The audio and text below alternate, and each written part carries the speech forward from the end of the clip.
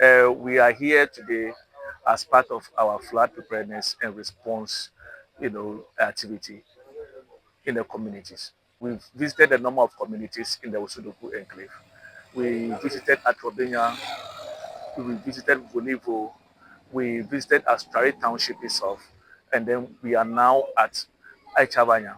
Yes, we actually made a lot of observations.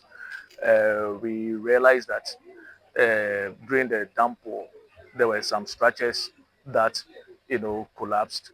We also realized that people have encroached on the waterways, especially in Australia. And then we also identified some few drains that needs to be desilted.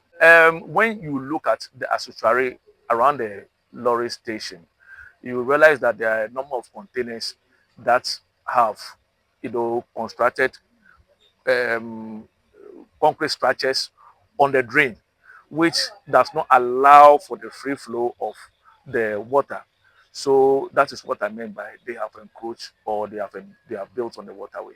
Yes.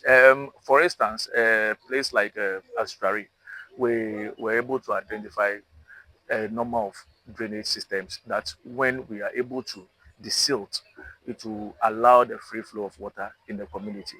There is one drainage system at the market that connects uh, there's a stream down the Lubu, downstream. So that one is also part of it. And then there's one around the mosque, the Australian mosque that passes behind the lorry station into the Lubu again. So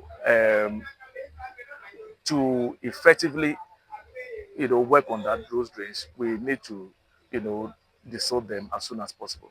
The Volivo area, for instance, has to do with a culvert that was put on the new road or the new road that is being constructed. That is too small. We've realized that it is too small. So we actually called on the safety officer for the construction firm, and they have also responded in kind.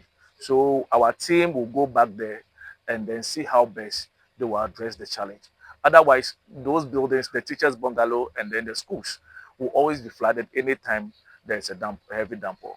Yes, the houses that we have been affected, in fact, we have made assessments of the damage, and then we will actually put a report together to our superiors at the regional level, and then seek for relief items for those structures.